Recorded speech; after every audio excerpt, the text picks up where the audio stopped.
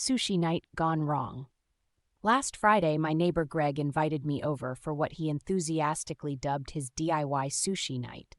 Now, I'm not one to turn down free food or a chance to watch Greg try and fail to wear an apron, so I showed up with a six-pack and an open mind.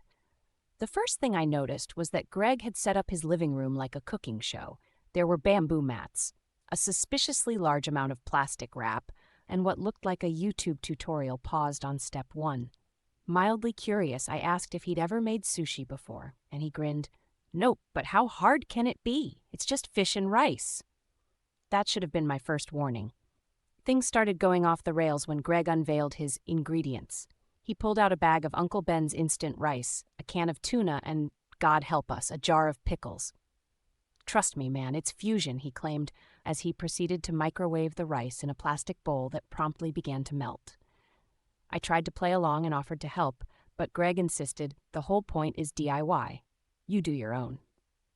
So there we were, 4 grown adults, each assembling what looked less like sushi and more like rejected Lunchables. Somewhere between Greg attempting to slice the pickles lengthwise with a butter knife and his girlfriend trying to roll everything up with duct tape for structural integrity, I realized we were in way over our heads.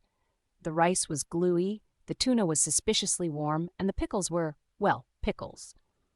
But Greg, undeterred, popped his creation into his mouth, chewed thoughtfully, and declared, "It's inventive." His girlfriend, meanwhile, quietly slid hers under the couch when no one was looking. By the end of the night, none of us had eaten anything resembling sushi, but we'd all learned a valuable lesson. Sometimes DIY stands for definitely inedible yield. And next time Greg invites us over for DIY fugu night, I'm bringing takeout and a first aid kit.